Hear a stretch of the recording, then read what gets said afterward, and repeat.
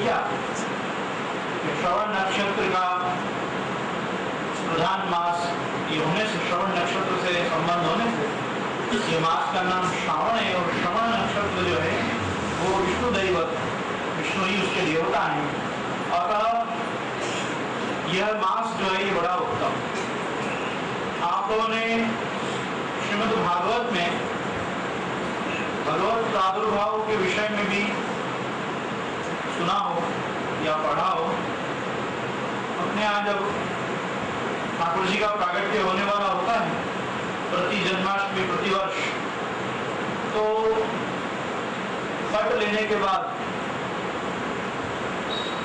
जागरण के दर्शन बंद होने के बाद और जन्म होने से पूर्व एक 40 मिनट पट बंद रखें और उसमें ठाकुर जी के भागवत दशम स्कंदी तृतीय अध्याय के 8.5 श्लोक पढ़े जाते और जो भी मूल आचार्य हो घर के, दादीपति घर के, वो ठाकुर जी के द्वार के आगे विराजते हैं, हाथ में झालर घंटा आदि सब लेके जन्म समय को ध्यान में रखते हुए। और फिर वो जन्म के 8.5 श्लोकों का कम से कम 3 बार आवर्तन करते हैं। अपने यहाँ 3 बार कोई भी वस्तु के आवर्तन का बड़ा महत्व है। आप देखो, अपन गद्य मंत्र बोलते हैं, उसके पहले 3 बार अष्टाक्षर बोलते हैं, परंपरा है, तुलसी समर्पते हैं, है कि नहीं? और उसके बाद छेले पंचाक्षर भी अपन 3 बार बोलते हैं। आप कोई भी प्रकार का वेद मंत्र का शांति पाठ करो, छेले ओम शांति शांति शांति ही 3 बार आएगी है। 3 बार हर चीज का आवर्तन होता ही है। यहाँ तक कि बहुत सी बार कुछ मंत्रों के, स्तोत्रों के, इनके भी त्रिवारम जपमानस्तु त्रैवारम पठंच इत्यादि ऐसे उपदेश आते हैं मंत्र में, स्तोत्र में, कि कम से कम इसको 3 बार पाठ करना चाहिए। तो ये आवृत्ति हर चीज की 3 बार क्यों होती? क्योंकि बेसिकली प्रत्येक जीव को, मनुष्य मात्र को 3 प्रकार के ताप होते हैं, 3 प्रकार के संताप होते हैं, आदि भौतिक, आध्यात्मिक और आदि दैविक। और आदि भौतिक, आध्यात्मिक, आदि दैविक तापत्रय निवारणार्थ कम से कम 3 बार नमः, 3 बार शांति, 3 बार शरणागति इत्यादि का उच्चारण करते हैं। ये एक प्रकार से आपको ध्यान हो, तो जो लोग आपने यज्ञोपवीत होते हुए भी देखी हो, तो यज्ञोपवीत में भी ऐसा क्रम है कि जब यज्ञोपवीत पहराते हैं बालक को, तो जो भी पुरोहित होते हैं, उपाध्याय होते हैं, वो 3 बार बोलते हैं, यज्ञोपवीतम परमं पवित्रम प्रजापति सहजम पुरस्कार आयुष्यमग्रम प्रतिमुच्य शुभ्रम यज्ञोपवीतम बलमस्तु तेजा। और जितनी बार बोलते हैं उतनी बार एक स्वर ऊंचा बोलते हैं, दूसरी बार उससे ऊपर बोलते हैं। कल अपन मार्कंडेय पूजा की चर्चा करेंगे ना, मार्कंडेय पूजा में भी ऐसा नियम है, जब तिलगुड़ प्राशन करते हैं तो ये जो मंत्र बोलते हैं तिलगुड़ प्राशन का, सतिलम गुड़ सम्मिश्रम अंजल अर्पितम पया मार्कंडेय द्वरम लब्ध्वा विवाम आयुष्य वृद्धये, ये भी 3 बार बोलते हैं, तीनों बार ऊंचे स्वर से बोलते हैं। क्योंकि बेसिकली जो अपनी वाणी है, इसमें ऐसी अपन कामना करते हैं कि भूर्भुवः स्वः 3 लोगों तक ये जानी चाहिए, तब जाके देवताओं के कान में वाणी पड़ती। एक ऐसी भावना रखते हैं कि ये कहाँ तक जाएगी वाणी हमारी, स्वर्ग लोक पर्यंत हमको बताना है सबको। तो भूलोक, भूअर लोक और स्वर्ग लोक पर्यंत अपन 3 बार उसका उच्चारण करते हैं और एक एक स्वर उठाते जाते हैं।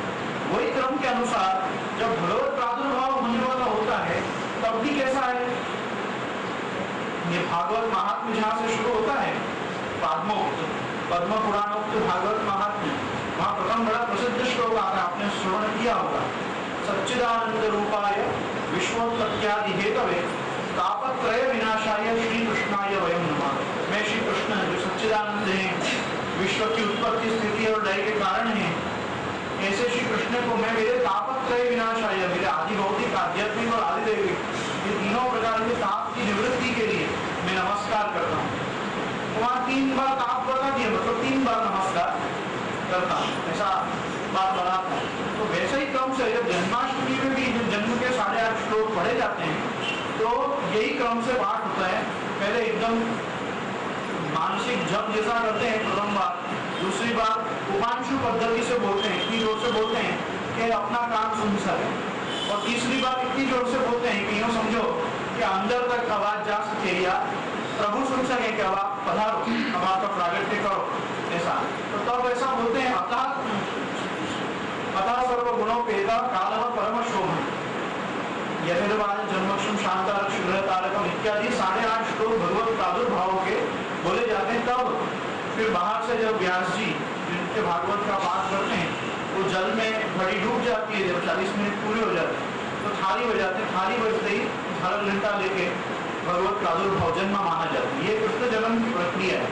तो मेरे कहने का मतलब है कि वहां पे भी श्रीमद् भागवत में भी ये बताया गया है कि भगवान ने एक बड़े सुंदर काल को आने दिया अपने जन्म के पूर्व, कि मेरे जन्म के लिए मुझे आगे जो भी चरित्र जो भी लीलाएं करनी है उनके लिए मेरा जन्म कैसे नक्षत्र योग करण आदि में होना चाहिए, स्थिति वार सभी चीजों का भगवान ने विचार करके जब वो सुंदर काल आया कि अब प्रभु को प्रादुर्भूत होना चाहिए, तब भगवान ने अपना आविर्भाव किया। तो ठाकुर जी जब भी अवतार लेते हैं तो अवतार लेने के पहले अपने अवतार में होने वाली जो क्रियाएं हैं, घटनाएं हैं, आपका जो लीला चक्र चलने वाला है उस समय अवतार काल में, उनके समस्त प्रयोजनों को ध्यान में रख के वैसा तिथि वार नक्षत्र योग करण, कौन सा मेरा चंद्रबल होना चाहिए, कैसे मेरी उस समय सूर्य और देवगुरु की स्थिति होनी चाहिए इत्यादि, मतलब ज्योतिष चक्र का विचार करके ही भगवान अवतार ग्रहण करते हैं। तो भगवान कभी भी ऐसा कोई भी चीज असामयिक नहीं करते हैं कि कोई बिना समय के भगवान ने कोई कार्य किया, क्योंकि भगवान ने ही सृष्टि बनाई है, सृष्टि के समस्त नियमों को बनाए, तो भगवान भी शुभ मुहूर्त की प्रतीक्षा करते हैं। अब यहाँ पर भी कैसा है कि आचार्य चरण के साथ प्रभु को एक शुभ मुहूर्त की आवश्यकता है कि भगवान भी चाहते हैं कि ऐसे समय में, ऐसे दिन, ऐसे स्थान पे मैं ये गद्य मंत्र का उपदेश करूं कि जिससे पुष्टिमार्गीय जीवों को शरण लेने में वो काल भी सहायक आचार्य चरण। तो यहाँ पे देखो, अभी आप देखोगे तो आचार्य चरण ने कौन से मास में, कौन से पक्ष में, कौन सी तिथि में, दिन के कौन से प्रहर में और कौन ने ये बात आगे बताई, इस विषय का स्पष्टीकरण सबसे पहले करो। तो गोकुलेश प्रभु चरण जो है अपने गोकुलनाथ जी को टीका यही समझाना चाह रहे हैं कि आप ध्यान दो कि भगवान ने भी गद्य मंत्र का उपदेश करने के पहले ये पुष्टिमार्गीय जीवों को आत्मनिवेदन के द्वारा भगवत सेवा मार्ग का उपदेश करवाने के पूर्व महाप्रभु जी के लिए भी एक उत्तम समय का विचार किया कि मैं सही समय पर यह आज्ञा करूं। आचार्य चरण को जरूरी नहीं है कि ये चिंता उसी रात हुई हो, लेकिन ये चिंता में श्री महाप्रभु जी को देखकर भगवान ने भी सही समय की प्रतीक्षा करी। अब देखो मजेदार घटना क्या है, जिस समय महाप्रभु जी पृथ्वी परिक्रमा के अंतर्गत यहाँ ब्रज में विराज के, श्रीमद गोकुल में विराज के, इस चीज की चिंता में प्रवृत्त हुए कि भाई मैं पुष्टि मार्गी दैवी जीव जो आज इस लोक में उनके उद्धार का क्या उपक्रम करूं, तो उस समय आप श्री के साथ मुकुंद राय जी तो विराज रहे अपने सेव्य भगवत स्वरूपों में, मुकुंद राय जी साथ में विराज रहे हैं, तो मुकुंद राय जी के ही स्वरूप से क्यों ये आज्ञा नहीं करवाई? जब 84 वैष्णवों को, 252 वैष्णवों को सानुभाव हो सकता है, तो क्या आचार्य चरण को नहीं होगा? ये तो कल्पना ही व्यर्थ है। आचार्य चरण को भी तो श्री मुकुंद राय जी आज्ञा कर सकते हैं, मुकुंद राय जी के रूप से भी तो भगवान स्वयं ये आज्ञा कर सकते हैं, भाई ये गद्य है, ये पंचाक्षर है और ये उसका रहस्य, और तुम इस पद्धति से सबका आत्मनिवेदन कराओ। लेकिन वहां ये व्यवस्था नहीं रखी है, न ठाकुर जी ने न श्री महाप्रभु जी ने। वहां पे स्पष्ट आएगा आगे साक्षात भगवतात्मा, भगवान ने साक्षात वहां प्रकट होकर ब्रज में यमुना जी के तट पे, घाट पे, और फिर ये आज्ञा करी है। अर्थात उस समय ठाकुर जी के तो शयन हो ही चुके हैं, मुकुंद राय जी तो पहुंच ही चुके हैं, जहाँ भी पहुंचे हो, झांपी में पहुंचे हो, श्रीया जी की बैठक में पहुंचे हो, आप श्री के मुकाम पे पहुंचे हो। आचार्य चरण तो स्वयं ठाकुरानी घाट पे विराज रहे हैं, बराबर है, if I am not wrong. लेकिन वहां आचार्य चरणों को आज्ञा भगवान ने श्री मुकुंद राय जी के स्वरूप से नहीं करी है, ये बात तो खुद आप भी स्पष्ट कर ही रहे हैं, वहां भगवत प्रागट्य हुआ है। और भगवत प्रागट्य कैसे हुआ है? बालक रूप में नहीं हुआ है, अपने संपूर्ण पुष्टि पुरुषोत्तमत्व में श्री गोवर्धन धर्म प्रकट हुए आनंद मात्र मुखोदरादि स्वरूप से, और फिर आपने प्रकट हो गए गद्य का दान किया है, बराबर। तो अब वो सब चीजों में कैसा उत्तम काल प्रभु ने विचार किया कि मैं ये अब उपदेश करूं, उसकी यहाँ पे एक मीमांसा कर रहे हैं, व्याख्या कर रहे हैं श्री गोपनेश जी कि देखो श्रावण मास जो है वो श्रवण नक्षत्र के देवता विष्णु होने के कारण वैष्णव मास है। अतः इस भगवत संबंध का ज्ञापन कराने के लिए श्रावण मास कहा है। मास का संबंध भी भगवान से, श्रावण से, बराबर। अब क्या आया? अमल पक्षे, बराबर। अब उस पर विचार करेंगे। अब देखो, पक्षस्य शुक्लत्वं विहाय अमलत्व कथनेन भगवत पक्षीयाणां सर्वेषां सर्वात्मना निर्दुष्टत्वं ज्ञापितम्। यहाँ यह जानना चाहिए कि पक्ष को शुक्ल पक्ष न कहकर अमल पक्ष कहने का कारण यह है कि इससे सभी भगवत संबंधित सभी को सभी प्रकार के निर्दुष्ट ज्ञापित किया जा रहा है। यहाँ पे गोपेश जी समझा रहे हैं कि यहाँ पे शब्द क्या आया है? श्रावण के शुक्ल पक्ष नहीं कह के क्या कहा गया है? अमल पक्ष। पक्ष तो दो ही प्रकार के होते हैं ना, और एक तो कृष्ण पक्ष होगा, एक शुक्ल पक्ष होगा, या तो शुद्ध होगा या वध होगा। लेकिन यहाँ शुद्ध, वध या शुक्ल या कृष्ण का प्रयोग नहीं करके प्रयोग किया गया है अमल शब्द। तो अमल शब्द से सिर्फ ये आचार्य चरण बताना चाह रहे हैं कि इस पक्ष में ब्रह्म संबंध देकर भगवान ने ब्रह्म संबंध का प्रकार उपदेश करके ये बताया है कि मेरे से जिसका भी संबंध होगा ना वो अमल हो जाएगा। वो कैसा हो जाएगा? शुद्ध हो जाएगा। उसमें कोई प्रकार का मल नहीं रहेगा, कलिकाल संबंधित भी नहीं रहेगा, मनोमालिन्य भी ऐसा नहीं रहेगा, आत्मतया देहतया जीवतया कि वो मेरी सेवा का अधिकारी न हो सके। तो जिसका संबंध भगवान से हो गया वो व्यक्ति भी कैसा हो गया? अमल हो गया, निर्दोष। इसलिए तो आचार्य चरण आगे अंतःकरण प्रबोध में आज्ञा करते हैं कि समर्पणाद अहम पूर्वम उत्तम किम सदा काम अवधामता भाव्य पश्चाताप यतो भवे। मैं क्यों अपनी अधमता का विचार करूं कि मैं दुष्ट हूं, मैं अधम हूं? ऐसा जीव क्यों ऐसा विचार करे? समर्पण से पहले कौन सा उत्तम था? आज भगवत समर्पित हुआ, आत्मनिवेदन हुआ, उसका जीव शरणागत प्रपन्न हुआ, तो कम से कम उसने भगवत भक्ति और भगवत सेवाधिकारिता को डेवलप की। प्रभु ने स्वयं, आचार्य चरणों ने स्वयं उसको भगवत सेवाधिकारी कर दिया। तो अब वो भी कैसा है? ये शुक्ल पक्ष की तरह मल रहित है, अब वो भी अमल ऐसा बताने के लिए वहां पे ये। तो श्रावण श्यामले पक्षे अब आया एकादश्याम। ये अब एकादशी के दिन ही क्यों किया? ये भी एक पक्ष है। तो यहाँ कहते हैं कल एकादशी की तो बड़ी चर्चा करी है, यद्यपि थोड़ा विषयांतर हो गया मगर वो प्रासंगिक था, तो एकादशी का स्पष्टीकरण होना चाहिए। यहाँ पे कहते हैं कि एकादशेन्द्रिय दोष निवर्तिका इति तिथि रवि से ही होता। यहाँ पे कहते हैं इसके पश्चात तिथि की निर्दुष्टता एकादश्याम इन शब्दों से निरूपित कर रहे हैं। एकादशी भी एकादश इंद्रियों की दोष निवर्तिका है, अतः तिथि भी वही करें। तो आप एकादश्याम ये स्पष्ट किया कि 11 के दिन मनुष्य क्या करता है? व्रत करता है, उपवास करता है। वो क्यों करता है? वो तो कहीं भाई अपनी एकादश इंद्रियों की दोष निवृत्ति के लिए, है ना। 5 कर्मेंद्रिय, 5 ज्ञानेंद्रिय और 11वां मन, ये 11 इंद्रिय टोटल होती है मनुष्य में। और वो सभी को एकादशी का व्रत, एकादशी का उपवास शुद्ध करता है, जिससे पुनः एक पक्ष के लिए भगवत सेवोपयोगिता मनुष्य में डेवलप होगी। ये बात बताने के लिए बताया कि एकादश इंद्रियों की दोष निवर्तिका होने के प्रभाव से तिथि भी भगवान ने कौन सी चुनी? एकादशी की ही चुनी। अच्छा आप देखो, एकादशी के दिन सुबह सुबह उपदेश नहीं किया, रात को किया। रात किया तो कहा महानिशी, उस महान रात्रि के समय भगवान ने आके उपदेश किया। क्यों? ताकि एक बार एकादशी का व्रत तो हो जाए पूरा,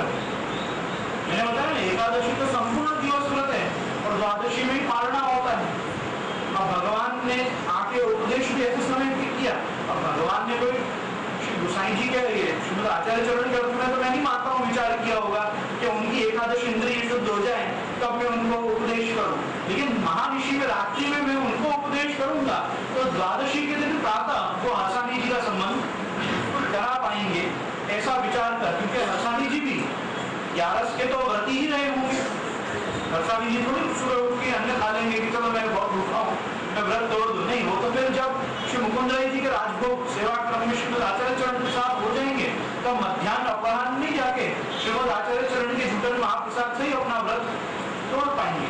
तो उनका भी इस बहाने साथों साथ संबंध हो जाएगा। इस कारण से एकादशी की मध्य रात्रि में महाऋषि में आपने ये उपदेश किया। अब देखो बड़ी सुंदर बात अब बता रहे हैं कि ठाकुर जी ने अपनी लीला का साम्य कैसे इस समय पर भी किया। तो कहते हैं कि यथा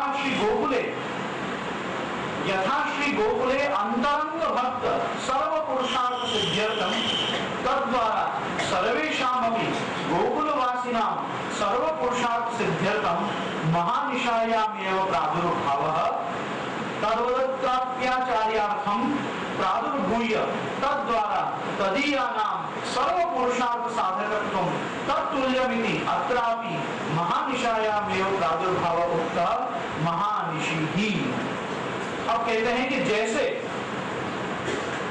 श्री गोकुल में अंतरंग भक्तों के सभी पुरुषार्थ की सिद्धि के लिए भगवान का सभी गोकुल वासियों के समस्त पुरुषार्थ की सिद्धि के लिए महारात्रि में प्रादुर्भाव हुआ, इसी प्रकार यहाँ भी आचार्य चरणों के लिए प्रकट होकर भगवान द्वारा तदीयों के समस्त पुरुषार्थ की साधकता उन गोकुल वासियों के ही समान, अतः यहाँ भी महारात्रि में ही प्रादुर्भाव कहा है।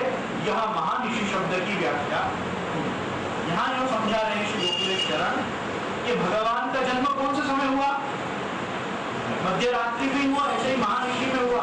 अष्टम में अब महानिशि अष्टमी के दिन हुआ और जैसे श्रीमद गोकुल में प्रादुर्भाव हुआ। अब देखो यहाँ कैसी विचित्र बात कह रहे हैं कि लोक में प्रसिद्ध प्रादुर्भाव कौन सा है, मथुरा का। भगवान का जन्म कहाँ हुआ, तो लोकों में प्रसिद्ध जो है वो है कि देवकी और वसुदेव के कारागृह में देवकी जी के गर्भ से ऋषिते तमुद्भूते जायमाने जनार्दन देवक्याम देवरूपिण्यम विष्णु सर्वगुहाशय आविरासी यथा प्राच्यम निशिंद्रियो पुष्कर। वहां तो स्पष्ट कहा कि देवकी जी के गर्भ से भगवान प्रकट हुए। अभी 2 मिनट के लिए भगवत प्रादुर्भाव के संबंध में बात करें। भगवत प्रादुर्भाव के विषय में बड़ा ध्यान देने लायक बात है, महानिशि शब्द समझ में आएगा। लोक में प्रसिद्ध जो भगवत प्रागट्य है वो भगवत प्रागट्य तो मथुरा जी में ही है। देवकी और वसुदेव के घर में आप प्रकट हुए। ये भागवत जी के 10वें स्कंद के 2वें अध्याय में विशेष करके भगवान के और योग माया के संवादों को घर जाके पढ़ना। जहाँ तक मैं मिस्टेक नहीं कर रहा हूँ, 2वें अध्याय में ही भगवान का और योग माया का संवाद है। क्योंकि 3 अध्याय में मतलब जन्म ही है तो संभव है कि प्रथम या 2वें अध्याय में ही वो संवाद है। वहां पे 2वें अध्याय में होना चाहिए। हतेषु षट्सु बालेषु देवक्याम पौत्रसेनिना। जब भगवान ने देखा कि देवकी जी के 6 बालकों को उग्रसेन के पुत्र कंस ने मार दिए, हतेषु षट्सु बालेषु 6 बालकों को मार दिया, तो उसके बाद भगवान ने सोचा कि अब मैं मेरे जो धाम रूप हैं ऐसे बलदेव जी को देवकी जी के गर्भ में भेजूं। और भगवान ने शेष जी को प्रेरणा दी कि अब आप प्रकट हो और लोक में देवकी जी के 7वें पुत्र के रूप में, मेरे अग्रज के रूप में आप लोक में पधारो। तो फिर वहां पे सप्तमम वैष्णवम धाम यम अनंतम प्रचक्षते गर्भो बभूव देवक्या हर्ष शोक विवर्धन। तब भगवत आज्ञा से 7वां गर्भ देवकी जी का साक्षात भगवान अनंत शेष जी वहां अंदर प्रकट हुए उनके गर्भ में वसुदेव जी के संकल्प से। और फिर बाद में उनके अंदर गर्भ में आते ही देवकी जी में हर्ष और शोक दोनों प्रकट हुए। वहां पे ऐसा बताते हैं कि हर्ष इस बात का प्रकट हुआ कि देखो मेरे को वापस गर्भ रहा और अब की बार बड़ा दिव्य तेज मेरे अंदर है। और शोक इस बात का हुआ कि एक सामान्य भय, एक वापिस कंस इसको न मार दे। और ऐसा होने के बाद जब भगवान शेष देवकी जी के गर्भ में आ गए तो भगवान ने योग माया को बुलाया कि आप तुम्हारा काम शुरू करना है तुमको और तुमको जाना है वहां पे। और उन्होंने कहा कि वहां देखो देवकी जी के गर्भ में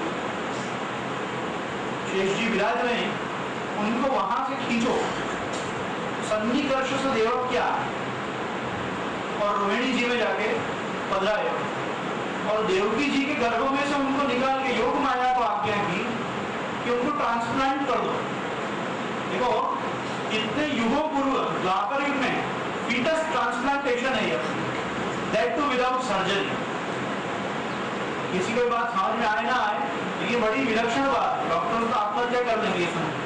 ये असंभव बात संभव कैसे होगी? ये भगवान का योग माया का कार्य, जीव का कार्य नहीं। तो उन्होंने कैसा किया कि देवकी जी के गर्भ में से गर्भपात करवाया और रोहिणी जी के गर्भ में जाके उसको कहाँ स्थापित किया? गोकुल। इसीलिए तो दाऊ जी का नाम संकर्षण पड़ा। उनका एक जगह से कर्षण करके खींच के दूसरी जगह उनको पधराया गया। तो वसुदेव जी का संबंध रोहिणी जी के साथ कैसे हुआ? वसुदेव जी से देवकी जी में, देवकी जी से रोहिणी जी में और रोहिणी जी से दाऊ जी का प्रादुर्भाव वो हो गया। अब जब वो भी व्यवस्था सब हो गई, योग माया के द्वारा भगवान ने करवा दी, तो वहां पे फिर आता है कि भगवान उसको ऐसा आज्ञा करते हैं योग माया को कि ऐसा जब तुम सब कर लोगी ना,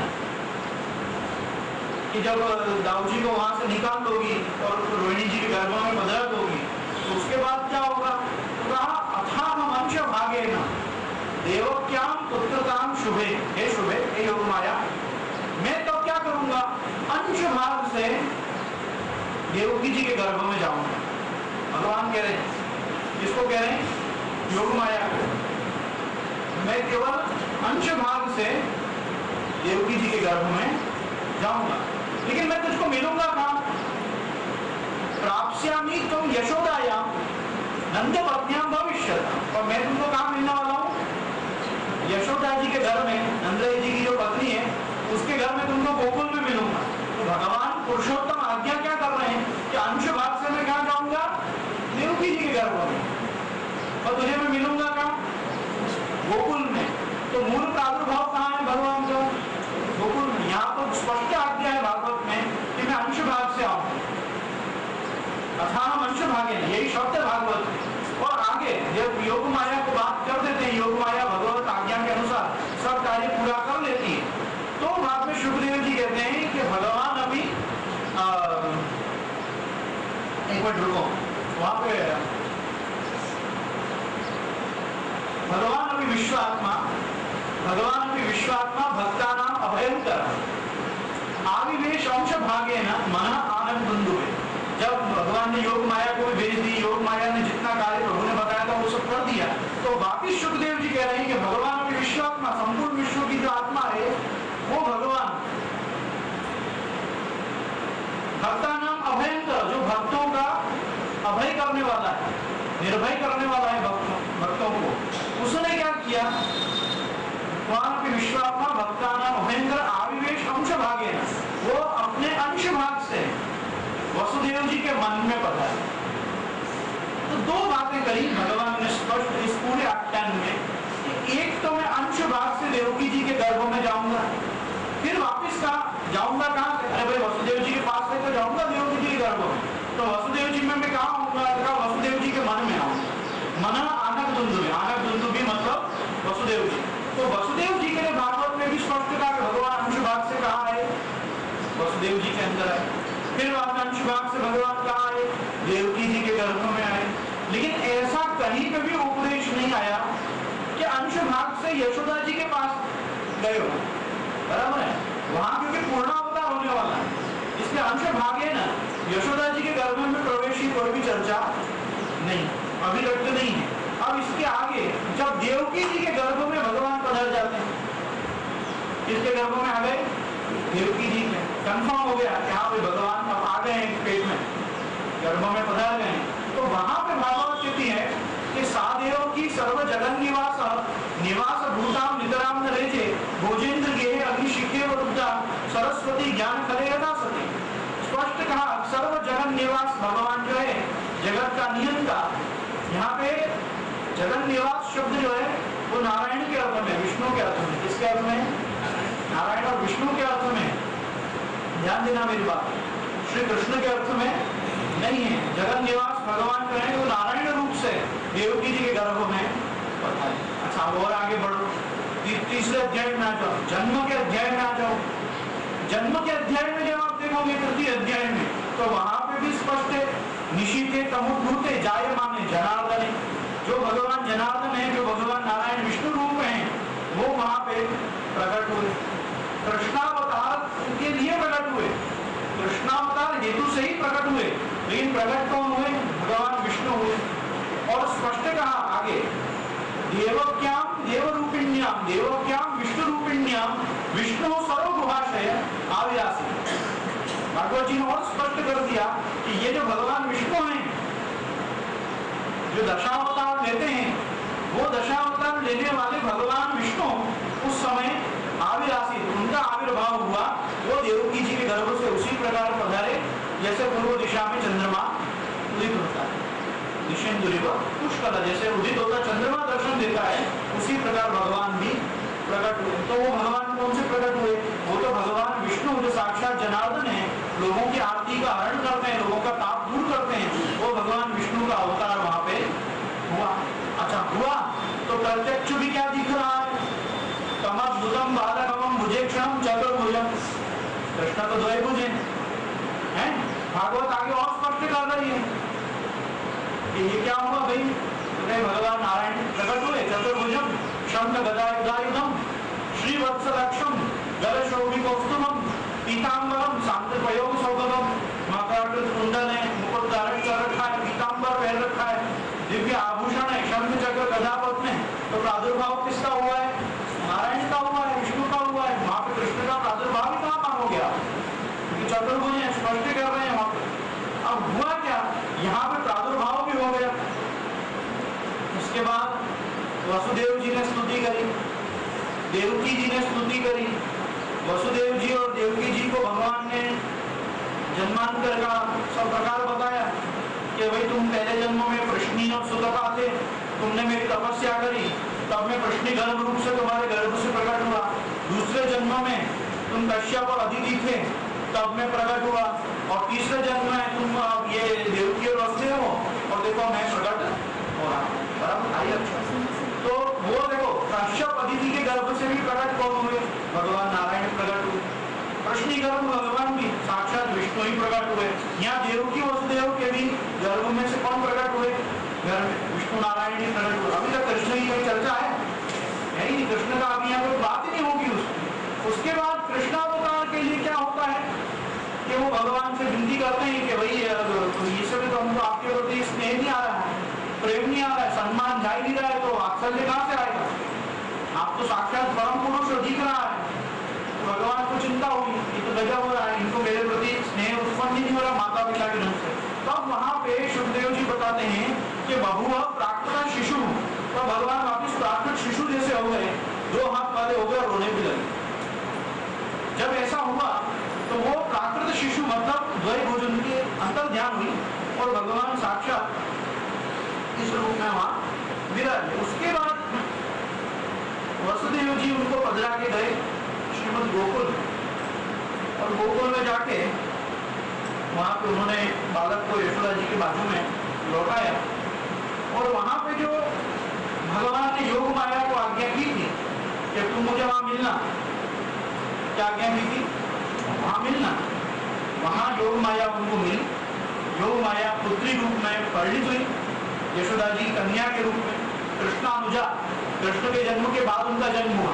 कृष्ण उनके बड़े भाई रूप में रहे और छोटी बहन के रूप में वो वहां से वसुदेव जी के साथ कारागृह में आके एक अलग नया चैप्टर शुरू हो गया।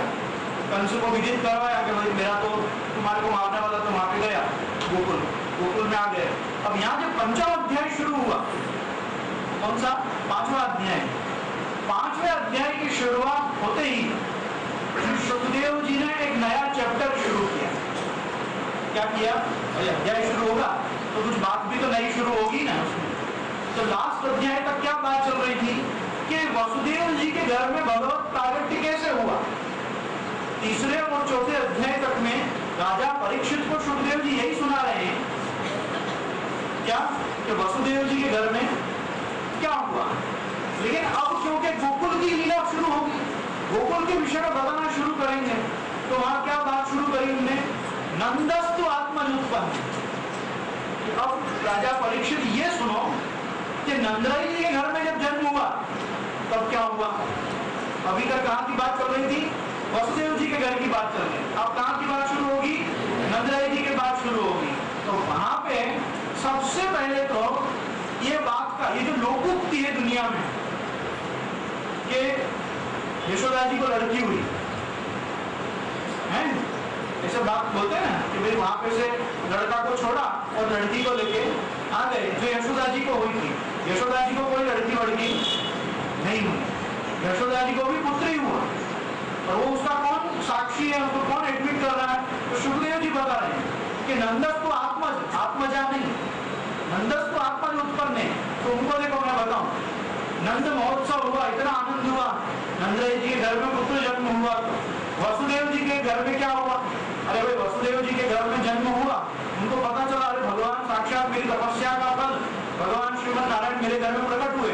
तो मात्र वो अपने प्रसन्नता में इतना संकल्प ले पाए कि जिस दिन मैं कारागृह से छूटूंगा भगवत प्रागट्य के निमित्त 10,000 गौदान का दान करूंगा। तो उनका जितना उत्साह था भगवत प्रागट्य का वो कितना सीमित होके रह गया कि मैं क्या कर सकता हूँ, मैं तो खुद बंदी हूँ, कंस के कारागृह में पड़ा हुआ हूँ, मैं तो अभी कोई प्रकार से भी नंद महोत्सव मना नहीं सकता, उत्सव नहीं मना सकता। तो मैं क्या करूंगा, तो जब भी मैं ये कारागृह से छूटूंगा तो 10,000 गऊ का दान करूंगा। तो उनका उत्साह तो सुखदेव जी ने इतनी सी बात में पूरा कर दिया। वसुदेव जी का तो उत्साह तुम इतना समझ लो। अब ये देखो कि नंदराय जी क्या पुत्र हुआ तो उन्होंने क्या किया, तो वहां पे नंदस तो आत्मज उत्पन्न, नंदस तवात्मक शब्द है, उसको संधि छोड़ोगे तो अर्थ बनेगा नंदस्तु वसुदेव ग्रहे। फिर यहाँ पे क्या हुआ, तो नंदस्तु आत्मज उत्पन्न ने जाता लाभो माना, उनको जो जैसा आनंद हुआ आह्लाद हुआ उसमें उन्होंने क्या किया वो सुनो, ऐसे बात बराबर। फिर वहां पे पूरे नंद महोत्सव का 10 श्लोकों में वर्णन किया। जब नंदराय जी के घर में उत्सव के 10 श्लोक पूरे किए तब जाके स्पष्ट रूप से सुखदेव जी बोले कृष्णे योगेश्वरे नंदे नंदस्य ब्रजमागत। कृष्ण जो है साक्षात जो योगेश्वर हैं, वो मतलब योग माया के भी जो ईश्वर हैं, वो अपने बड़े भाई अनंत के साथ, शेष जी के साथ नंदराय जी के ब्रज में आ गए। और जब वो आ गए तो क्या हुआ, तो कहा तथा आरभ्य नंदस्य ब्रजा सर्व समृद्धिमान हरेर निवासा आत्मगुणैः रमा क्रीडन महुन्द्रवा। बहुत सांकेतिक अर्थ में राधा जी का प्रादुर्भाव भी बताया, क्योंकि भले हुआ पहले पर आता है जन्माष्टमी के बाद, बराबर। तो रमा क्रीडन महुन्द्रवा, अब देखो बच्चा क्रीड़ा कब कर सकेगा, थोड़ा बड़ा हो जाएगा तभी बाल क्रीड़ा के विनोद का आनंद बड़े ले पाएंगे, बराबर। और राधा जी में और ठाकुर जी में कितना फर्क है, 7 वर्ष का फर्क है। 7 साल के राधा जी हो गए, कृष्ण का जन्म हुआ, उसके बाद राधा जी ने नेत्र खोले। 7 वर्ष तक ऐसा कहते हैं, पुराणों में भी वर्णन आता है, संहिताओं में, कि राधा जी ने अपने नेत्र नहीं खोले थे 7 वर्ष तक। जब भगवत प्रादुर्भाव हो गया उसके बाद राधा जी ने ये दुनिया को देखना शुरू किया। तो 7 वर्ष तक जिसने कुछ देखा ही ना हो वो क्या खेलता होगा और क्या आनंद लेता होगा। आंख बंद करके बालक कितना रमण करेगा, कितना रममाण होगा, नहीं होगा। लेकिन यहाँ पे कहा कि हरेर निवासा आत्मगुणैः, जब भगवान का आविर्भाव इस ब्रज में हो गया, जब श्री कृष्ण पधार गए ब्रज में, तो तथा आरभ्य नंदस्य ब्रजा सर्व समृद्धिमान, तो ये नंदराय जी का ब्रज जो है वो सर्व समृद्धिमान हो गए, बहुत समृद्धि उसको प्राप्त हुई। भगवान के प्रादुर्भाव से बड़ी समृद्धि है। और देखो मजेदार बात, यही चीज आगे गोपीजन भी कहेंगे ना, जयति ते दिगम जन्मना ब्रजत्रयत इंदिरा शश्वतत्र ही। जब से आपका जन्म इस ब्रज में हुआ है तब से यहाँ पे इंदिरा लक्ष्मी जी नित्य रमण कर रही है, शश्वतत्र ही, शाश्वत रूप से विराज नहीं, विहार कर रही है यहाँ। तो ठाकुर जी पधार गए, स्वामी जी पधार गए, तो कृष्ण और राधा जी के विषय में स्पष्ट उल्लेख कहा जाके 5वें अध्याय और स्पष्ट कहा यहाँ भगवान का प्रादुर्भाव। अब प्रश्न उठेगा कि वसुदेव जी के घर में तो भगवान महाऋषि में रात को 12 बजे प्रकट हुए, नंदराय जी का जन्म कब हुआ? नंदराय जी का जन्म कब हुआ? देखो ऐसा है कि भगवत प्रादुर्भाव एक काल परिच्छिन्न दोनों जगह हुआ। नहीं तो बालिका के रूप में भगवान की जगह पे स्थान पे योग माया नहीं मिलती। आप विचार करो कि ना तो पहले हुआ है ना बाद में हुआ है। जिस समय देवकी जी के गर्भ से भगवान यहाँ अंशभाग से प्रकट हुए वहां पे पूर्णावती अवतारी हरि कृष्ण वहां प्रकट हुए श्री कृष्ण, और कृष्ण ने प्रकट होकर अपने रूप को योग माया के रूप में वर्णित किया। तो दृश्यमान क्या है कि वहां कन्या ही है, ठाकुर जी नहीं रहे। लेकिन जब वसुदेव जी टोकरा में कृष्ण को पधरा के आए हैं, वो वहां भगवान नारायण को जो कृष्ण रूप से प्रादुर्भूत हुए वसुदेव जी के यहाँ, तो भगवान अपने उस रूप में विराजे और आपने आज्ञा करी योग माया को अब तुम जाओ। तो वहां दो बालक नहीं दिखे। बालक कौन दिखा है? एक ही बालक दिखा है, लेकिन एक काल परिच्छिन्न समय में दोनों जगह पे एक ही टाइम प्रादुर्भाव हुआ है, इसलिए अपने यहाँ एक ही समय पे जन्म हुआ। लेकिन लोक में कब पता चला कि भगवत प्रागट्य हो गया? तो सुबह पता चला। इसलिए नंद महोत्सव कब होता है? सुबह होता है। इसलिए जब ठाकुर जी का जन्म होता है तो जन्म की लीला में ब्रज भयो महिर के पुत्र जब यह बात सुनी, यही बड़ी बधाई ही आपको गाई जाती। और जन्म के दर्शन खुलने पर भी नंद घेर आनंद भयो जय कन्हैया लालती नहीं किया जाता। वो कब होता है? सुबह ही होता है। लेकिन जन्म कौन से समय हुआ है? रात्रि को ही हुआ है, लेकिन वो प्रसिद्ध नहीं। जन्म कर्म च में दिव्यम, भगवान के जन्म कर्म दिव्य होते हैं। हर व्यक्ति को वो चीज नहीं पता चलती। मनुष्याणाम सहस्रेषु कश्चित् यतति सिद्धये यततामपि सिद्धानाम कश्चित् माम वेत्ति तत्त्वतः। भगवान के समस्त लीला चरित्रों को हर व्यक्ति नहीं जान पाता। भगवान जिसको जानना चाहे वही जान पाता है कि क्या लीला है प्रभु। यही सब चीजों का स्पष्टीकरण भगवान श्री कृष्ण के जन्म विषय जन्म प्रकरण सुबोधनी में 4 अध्यायों में श्रीमद आचार्य चरण ने किया है कि जन्म तो कृष्ण का दोनों स्थानों पर हुआ, वहां नारायण रूप से हुआ, यहाँ कृष्ण रूप से हुआ। लेकिन फर्क क्या रहा? भगवान के जन्म में फर्क क्या रहा कि जब वहां पे जन्म हुआ तो अंश भाग से, तो चलो अंश भाग से ही सही, लेकिन वसुदेव जी के हृदय में तो प्रभु पधारे थे। लेकिन यहाँ पे ब्रज में मात्र नंदराय जी के हृदय में प्रभु नहीं पधारे। समस्त ब्रज भक्तों के हृदय में ठाकुर जी पूर्व से ही विराज रहे थे। वो समस्त ब्रज भक्तों के हृदय से प्रभु जाके पधार गए यशोदा जी के गर्भ में। आप समझो बात। यही कारण है कि आगे जाके गोपीजन ऐसी आज्ञा करते हैं कि नखलु गोपिका नंदनो भवान अखिल देही नाम अंतरात्म द्रव। आप मात्र नंदराय जी के ही पुत्र नहीं हो, समस्त देहधारियों के अंतरात्मा में विराजने वाले आप स्वयं हो। तो सभी अखिल देही नाम अंतरात्म द्रव अर्थात जितने भी ये देह धारण किए हुए देही को जो लेके बैठे हैं, जीव मात्र, देही मतलब आत्मा, उनकी आत्माओं की भी आप आत्मा हो। मतलब हम समस्त ब्रज भक्तों के हृदय में तो आप पूर्व से ही विराज रहे थे। आपके प्रादुर्भाव का जब समय आया तो आप यशोदा जी के गर्भ से वहां प्रकट हो गए। तो यशोदा जी के गर्भ का संबंध है, नंदराय जी तथा समस्त ब्रज भक्तों के हृदय का संबंध है, वसुदेव जी के अंश से देवकी जी में पधारने से यदुवंश का संबंध है। वो लीला भी आवश्यक है। भगवान चाहते तो अपने समस्त पुष्टि कार्यों को करने के लिए यहाँ पे केवल ब्रज में ही प्रकट हो सकते थे, लेकिन क्यों वहां भी? क्योंकि भगवान को चंद्रवंश में प्रकट होना है, भगवान को यदुवंश से अपना संबंध बनाना है, भगवान को देवकी वसुदेव को दिए हुए अवतार को, आज्ञा को, वरदान को साकार करना है, इत्यादि बहुत से प्रयोजन है। भगवान कोई भी एक प्रयोजन से नहीं प्रकट हो। भगवान के अवतार में बहु प्रयोजन, बहुत प्रकार के कारण। उन सब चीजों को ध्यान में रखते हुए जो चीज हम समझना चाह रहे हैं वो ये है कि भगवान चाहे गोकुल में प्रकट हो कि भगवान मथुरा में प्रकट, भगवान अपने प्रादुर्भाव के लिए एक समय जरूर निश्चित करता है कि देखो मुझे ये समय पर ही ये कार्य करना है। कोई भी कृपा अहेतुकी हो सकती है, कोई भी कृपा अकारण हो सकती है, लेकिन वो कोई भी अकाल नहीं होगी, सकाल होगी। कोई ना कोई सही काल में भगवान को निर्णय लेगा ताकि उसको ज्योतिष चक्र की समस्त गणनाएं उसी प्लैनेटरी मोशंस में मिले जैसी उनको चाहिए अपने कर्म क्रिया करने के लिए। इसके लिए आप मेरे आपको कमल भाई के पास है प्रेमपुरी आश्रम में ज्योतिष के ऊपर मेरे वचनामृत, उसकी सीडी आप जरूर लेना, कमल से मांगना। उसमें ये मैंने समझाया है कि कैसे काल धर्म को, युग धर्म को प्रभु खुद भी मान देते। इतना मतलब अपने यहाँ के तो कीर्तनों में भी स्पष्ट आता है, जन्म लियो शुभ लग्न विचार। भगवान अपने जन्म के लिए भी शुभ काल और शुभ लग्न का विचार करता है कि मैं सही काल में ये कार्य करूं। इसलिए यहाँ पे भी जो सिद्धांत रहस्य में भी ये बात बताई गई है।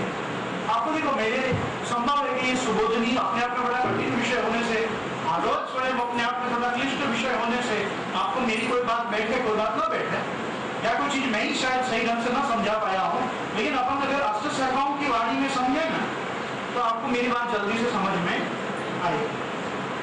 दृष्टांत के तौर पे आप लोग सब यहाँ जो उपस्थित वैष्णव हो, आप लोग एक पद जरूर जानते होंगे, धर्म हीते पायो यह धर्म हीते पायो। श्रवण किया बराबर, सबने किया होगा, बड़ा प्रसिद्ध अपने यहाँ तो नित्य बधाई बेटे बात से कानरा में शायद रोज ही गौता है शैन में।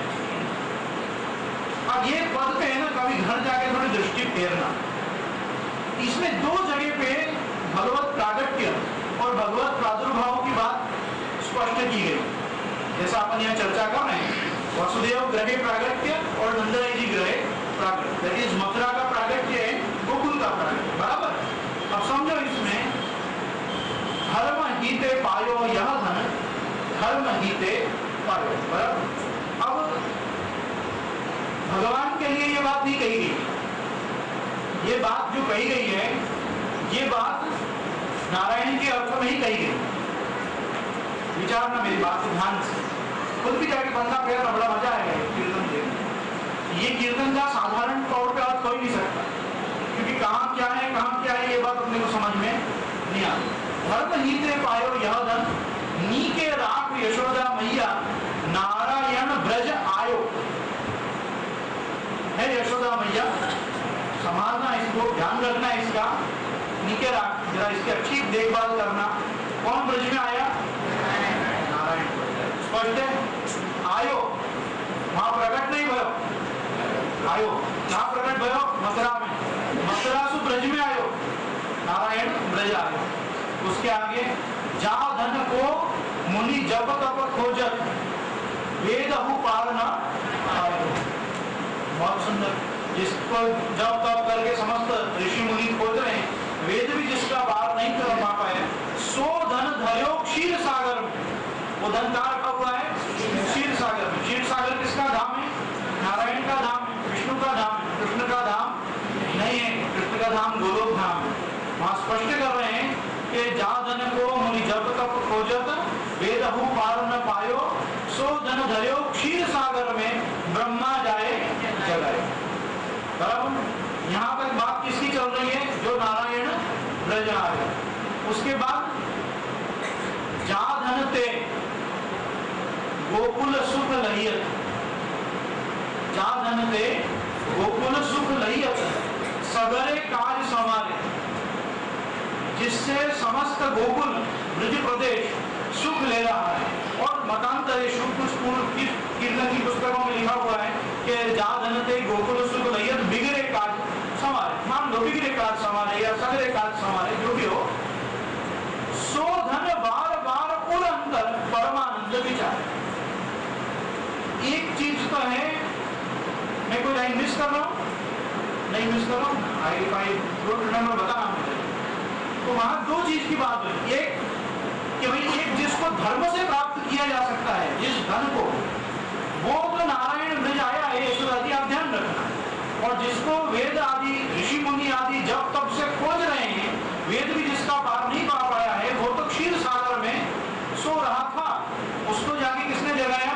ब्रह्मा जी ने जाके जगाया। ब्रह्मा जी की प्रार्थना से वो प्रकट हुआ और उनकी ही इच्छा से वो ब्रज में आया। लेकिन एक दूसरा धन और है कि जा धन थे गोकुल सुख लैया, तुम्हारा धन तो धर्म ही से पायो, तुमने धर्म ही से कैसे पायो? ये बात किसको कह रहे हो? परमानंद दास जी ये बात कह रहे हैं यशोदा जी को। कीर्तन किसके साथ बात हो रही है? यशोदा जी से। 92 तो यशोदा जी कह रहे हैं तुम कौन थे पहले के जन्म में तुम कौन थे? अरे भाई नंद जी द्रोण थे, तुम धरा थी, तुमने भी तो तपस्या करी कि मेरे घर में भगवत प्रादुर्भाव हो, जैसे पृष्टि और सुतपा ने करी, जैसे कश्यप और अदिति ने करी, वैसे तुमने भी तो करी। तो तुमने धर्म किया तो तुमको धर्म का फल जरूर मिला कि तुम्हारे लिए नारायण ब्रज आयो। लेकिन तुम ये मत समझना कि ये जो है वो तुम्हारे लिए आया है या मात्र तुम्हारे लिए आया है। ये तो जा धनते गोकुल सुख लैया है कि नहीं? वो जो ठाकुर जी है, जो पुष्टि पुरुषोत्तम है, जो श्री कृष्ण है, जो नारायण नहीं है, वो धन तो सो धन बार बार पूरा अंतर परमानंद विचार है। उसको तो मैं केवल अपने हृदय में विचार सकता हूँ, उसका तो केवल अनुभव कर सकता हूँ, उसके बारे में वर्णन नहीं कर सकता हूँ कि वो धन कैसा है, वो धन कैसे प्राप्त होता है, वो धन का तुम क्या करो, ये सब चीजों की मेरे पास चर्चा नहीं है। इसका तो मैं केवल हृदय में आनंद मान सकता हूँ। तो भगवान जो इंद्रिय गोचर नहीं है, परास्ति शक्ति विविधैव श्रूयते, स्वाभाविक ज्ञान बलि क्रिया च, जिसकी स्वाभाविक ज्ञान बलि क्रिया इत्यादि शक्तियां हैं, वो भगवान जो है वो तो श्री कृष्ण रूप से हम सभी परमानंद विचारे का तात्पर्य क्या है? देखो परमानंद शब्द के दो अर्थ, एक वेद प्रतिपाद्य जो ब्रह्म है वो आनंद रूप श्रीमन नारायण श्री विष्णु ब्रह्म रूप से तो वही प्रसिद्ध हैं, और जो एक श्री कृष्ण है जो पुष्टि पुरुषोत्तम है वो आनंद से भी पर है, पर आनंद है ना। इसमें तो आता ही है, श्रुति गीता में तो आचार्य चरण ने कितना स्पष्ट उद्घोष किया है, कृष्णानंद परानंद परमानंद नान्यानंद तथा विदा। ऐसा तो कोई दूसरा आनंद ही नहीं। आनंद बहुत प्रकार के होते हैं, लेकिन एक आनंद है जो परानंद है। परानंद श्री कृष्ण है, और वो कहाँ है? तो वो कहते हैं कि परमानंद विचारे, हम तो अपने हृदय में ही विचारते हैं उस चीज को, उसका हम वर्णन नहीं कर सकते। तो दो प्रादुर्भाव तो नहीं है, एक है गोकुल का और एक है मथुरा जी का। मथुरा जी में प्रादुर्भाव जो है वो भगवान नारायण का है, और गोकुल में जो प्रादुर्भाव है भगवान श्री कृष्ण का है। ये बात स्पष्ट समझ। अब यहाँ कह रहे हैं कि यथा श्री गोकुले, जैसे श्रीमद गोकुल में अंतरंग भक्त सर्व पुरुषार्थ सिद्ध्यर्थम, अपने अंतरंग भक्तों के, अंतरंग भक्त मतलब गोप और गोपीजन, गौ और गोपीजन, इनसे तो ब्रज बना हुआ है। ब्रज की सृष्टि क्या है? ब्रज की सृष्टि यही है। तो जो ये गो और गोपीजन है, ये भगवान के अंतरिंग भक्त हैं, अंतरीय भक्त। और अंतरंग इन भक्तों के जो सर्व पुरुषार्थ है, जिसका जो पुरुषार्थ हो, जिसको भगवान से अलौकिक में धर्म अपेक्षित हो, जिसको भगवान से अलौकिक में अर्थ अपेक्षित हो, जिसको भगवान से अलौकिक में काम अपेक्षित हो, जिसको भगवान से अलौकिक में मोक्ष अपेक्षित हो, उनके समस्त पुरुषार्थों की सिद्धि के लिए जैसे सर्वेषाम अपि गोकुलवासिनाम सर्व पुरुषार्थ सिद्ध्यर्थम महानिशायाम एवं प्रादुर्भाव। यहाँ स्पष्ट किया है कि कृष्ण का प्रादुर्भाव गोकुल में भी रात्रि को ही हुआ है, और सेम टाइम पे हुआ है जिस समय मथुरा जी में हुआ है। तो कहते हैं कि जैसे सर्व पुरुषार्थ सिद्ध्यर्थम महानिशायाम एवं प्रादुर्भाव तद्वद अत्रापि आचार्यार्थम, तद्वद अत्रापि आचार्यार्थम प्रादुर्भूय तद्वारा तदीयानां सर्व पुरुषार्थ साधकत्वं तत्तुल्यमिति अत्रापि महानिशायाम एवं प्रादुर्भाव का महानिशीति।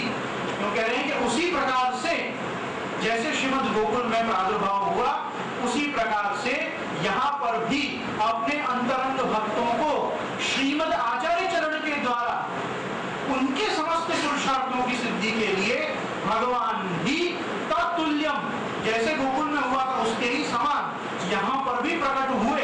ये बात बताने के लिए यहाँ पे महानिशी का शब्द प्रयोग किया है। महानिशी, देखो निशी तो निशी है, रात्रि तो रात्रि, उसमें महान रात्रि क्या है? अरे भाई भगवान का प्रादुर्भाव ही रात्रि को महान बना देता है।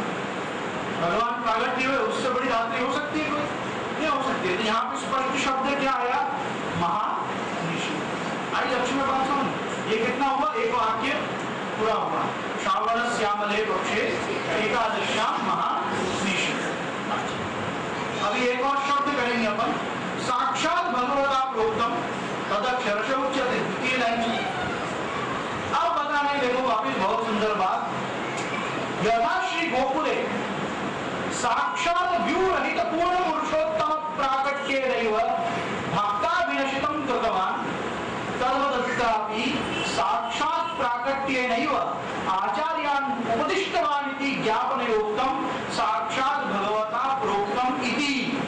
जिस प्रकार श्री गोकुल में भगवान ने साक्षात व्यूह रहित पूर्ण पुरुषोत्तम के प्राकट्य द्वारा ही भक्तों को जो अभिलषित था वह किया, वैसे यहाँ भी भगवान ने साक्षात प्राकट्य द्वारा ही आचार्य चरणों को उपदिष्ट किया। यह बताने के लिए साक्षात भगवता प्रोक्तम पद दिया। बराबर। अब देखो इसमें ऐसा है कि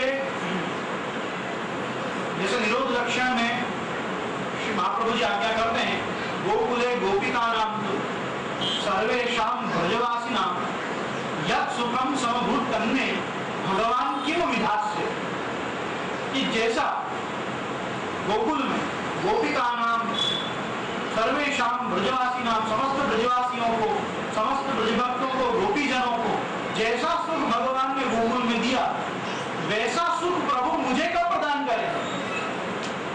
एक बात तो स्पष्ट है कि गोकुल में भगवत प्रादुर्भाव के बाद भगवान ने गोकुल में समस्त ब्रजभक्तों को सुख ही सुख का दान, वहां पर भी जितना भी दैत्यवध है गोकुल में भी क्या है, पुतना मोक्ष, शकटासुर, फिर बाद में तृणावर्त वध, बकासुर, अघासुर इत्यादि जितने भी असुर वध हैं, जितना भी दैत्यवध है वो भगवान नारायण रूप से करते हैं। किस रूप से करते हैं? नारायण रूप से। किसी को मारना, किसी का वध करना ये पुष्टि कार्य नहीं है, ये पुष्टि लीला नहीं है। अगर ये सब पुष्टि लीला होती तो अपने आप ही तो होता ना, बकासुर वध का मनोरथ, अघासुर वध का मनोरथ, कालिय दमन का मनोरथ, है ना, आज पूतना मोक्ष का मनोरथ, ऐसा मनोरथ अपने आगे नहीं होता है। पुष्टि पुरुषोत्तम विराजते हैं तो पुष्टि के ही कार्य करेंगे।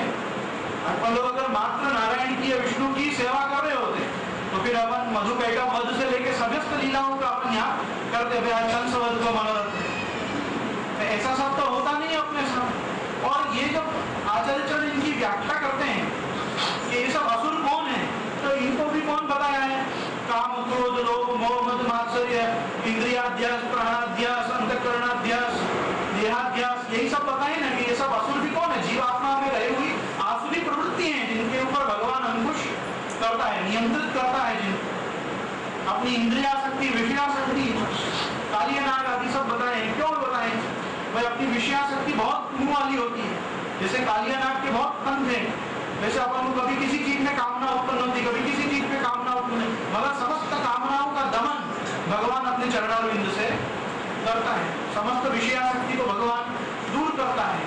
तो भगवान ने कालिय नाग को मार दिया, भगवान ने कालिय नाग का दमन किया, उसका शमन नहीं किया, उसको दबा के उसको भगा दिया, तुम जाओ यहाँ मत रहो, यमुना जी में मत रहो, यमुना जी छोड़ो, कहीं रमण द्वीप पे जाओ, जहाँ जाने जाओ। और अभय उसको भी कर दिया कि तुम्हारे माथा पे मेरा चरणारविंद है, अब तुमको गरुड़ जी परेशान नहीं करेंगे नहीं। तो अपन क्यों ठाकुर जी को कष्ट दें? पहले तो एक सेवक के भाव से विचार करो कि अपन को ऐसा मनोरथ ही क्यों करना कि आप अघासुर को मारो, एक सर्प के मुंह में चले जाओ, ऐसी कामना भी पुष्टि भक्त ठाकुर जी के क्यों करें? क्यों हम विचार करें कि ठाकुर जी दावादी पान करें, दावादल पान आदि भी देखो ये सब अपने यहाँ लीला तो भागवत में स्पष्ट है, तो ये सब चीजें ठाकुर जी व्यक्तिगत रूप से प्रत्यक्ष रूप से क्यों करके नहीं दिखाते? आज अपने को उसका क्यों नहीं दिखाते? क्या जरूरत देखने? आप उन लीलाओं का पाठ करो, उन चरित्र लीलाओं को आचार्य चरणों की वाणी से समझो और उसी से अपने समस्त तापों को दूर करो। उसके लिए सेवा में इन सब चीजों को इंकलकेट करने की जरूरत नहीं, ये व्यवस्था है।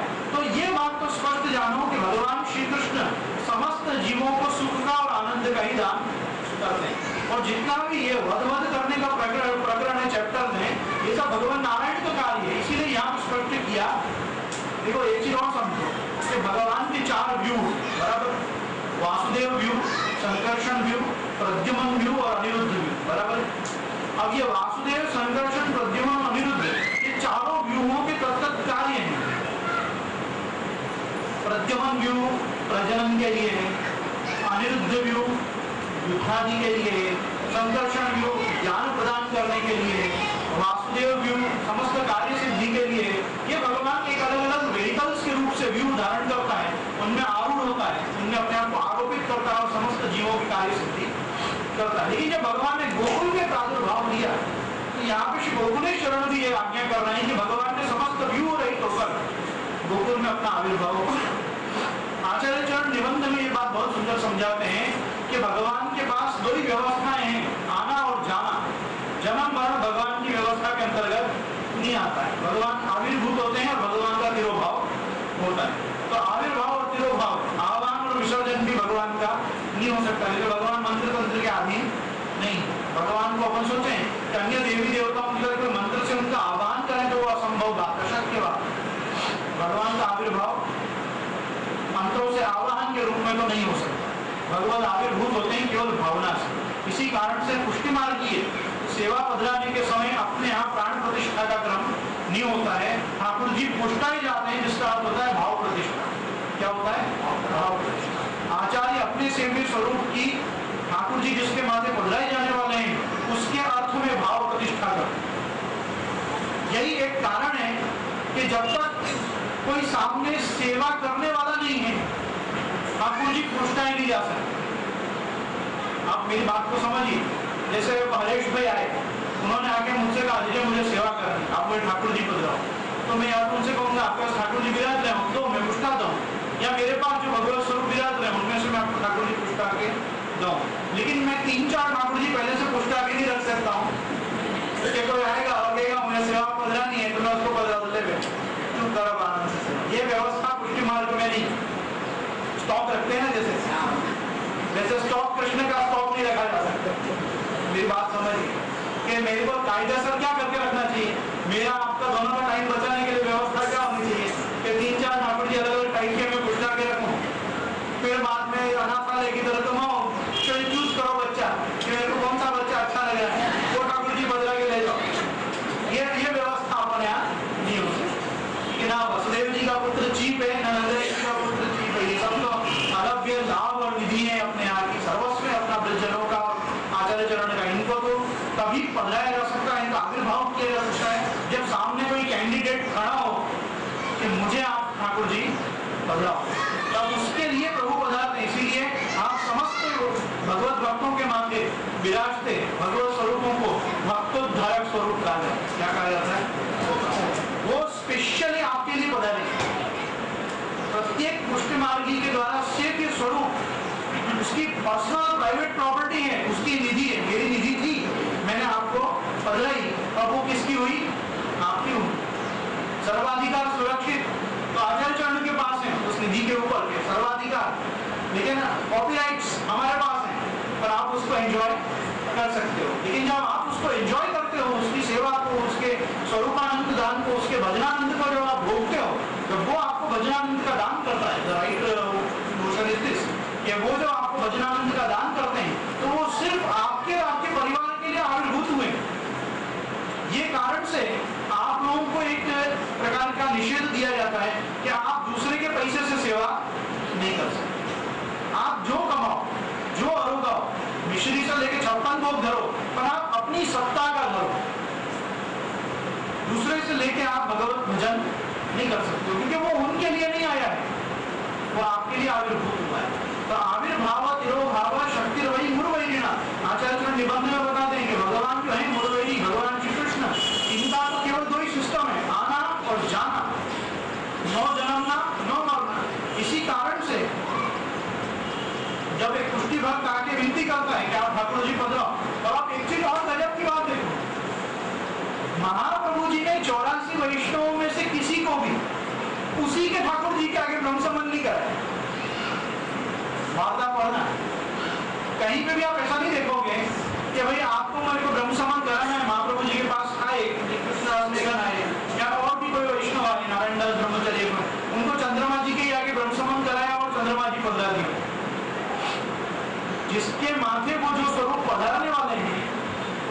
सामने तो उसका ब्रह्म संबंध हुआ ही नहीं होगा।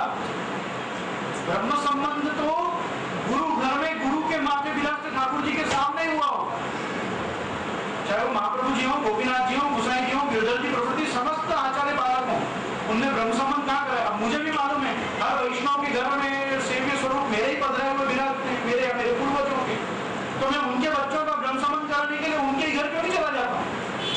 तेरा ठाकुर जी तेरे ही घर में तेरे ही बच्चे का सम्मान कर लो, करा क्या हो गया इसमें। ये व्यवस्था तो नहीं है। व्यवस्था क्या है कि तू गुरु घर आ, यहाँ ब्रह्म संबंधी हो और सेवा किसकी कर, अपने घर जा और अपने ठाकुर जी की कर। पुष्टि मार्ग की स्पष्ट रीति और शुद्ध रीति तो यही है। क्यों? क्योंकि ये तो गुरु घर, यहाँ ठाकुर जी गुरु के ठाकुर, ठाकुर जी ठाकुर नहीं, अब गुरु के क्या और वैष्णव के क्या, लेकिन हाँ गुरु के ठाकुर। आप यहाँ जो सेवा करोगे करोगे ठाकुर जी की, पर किसके? ये व्यवस्था है। तो लेकिन आपके ठाकुर जी बोलोगे कहाँ? मेरे घर विराज, मेरे ठाकुर। हाँ आने के बाद आपका मेरे प्रति ममत्व होगा, आचार्य चरणों के प्रति होगा, गोसाई जी प्रवृत्ति उनके वंशजों के प्रति होगा, और तब तक प्रेम के अनुसार आपको ठाकुर जी में भी अनुराग होगा कि हमारे यहाँ विराज है, ये स्वरूप विराज है, ये। लेकिन जब आप कहोगे कि मेरे ठाकुर जी, तो आपको कौन स्मरण? यही तो व्यवस्था है पुष्टि मार्ग में कि मनुष्य शुरू करता है श्री गोवर्धन नाथ पादयोगम मह्यंग वीणप्रियम नित्यम श्री मधुराधिपम सुकरम श्री विठलेशम। कहाँ से शुरू करता है, कहाँ तक स्तुति करता पाता है? स्वीय प्रभुंश्च गोवर्धन नाथ जी को नमस्कार, अमृत प्रिया जी को नमस्कार, मथुराधीश को नमस्कार, वहां से लेके यमुना जी को नमस्कार, गिरिराज जी को नमस्कार, मेरे गुरु को नमस्कार, गुरु के ठाकुर जी को नमस्कार। और इसकी साष्टांग दंडवत कहाँ लगेगी? मेरे घर में स्वीय प्रभुंश्च स्मरेत्। इन सबका मैं स्मरण तो मेरे प्रभु में ही करूंगा। पर्सनलाइज्ड ब्रह्म, नो संप्रदाय है टू स्पेशलिटी। तुमको तुम्हारा खुद का परमात्मा देने की व्यवस्था किसी मार्ग में किसी संप्रदाय में नहीं कि बुला रहे हो के ये तेरा। ये तो पुष्टि मार्ग का गौरव है कि पुष्टि मार्ग देता है कि ये तुम्हारा Thakur ji, do whatever you like. ये सब तो बालकों में बना दिए व्यवस्था है। सेवा की आज्ञा लेने आओ, सगड़ी भोग की सेवा की आज्ञा लेने आओ, अनसगड़ी की आज्ञा लेने आओ, दूध घर की सेवा की आज्ञा लेने आओ। इस शीयर बकवास। एक शिष्टाचार जरूर होगा, सिद्धांत में ऐसा कोई प्रावधान कहीं पे भी उपलब्ध नहीं होता है कि एक एक सेवा की कोई आज्ञा लेने आवे। अरे ठाकुर जी 15 दिया, वो तेरा बच्चा है, तुझे देख परमात्मा ने तुम्हारे घर में लड़का दिया कि लड़की दी, पर अब उसका पालन पोषण किसकी जवाबदारी है?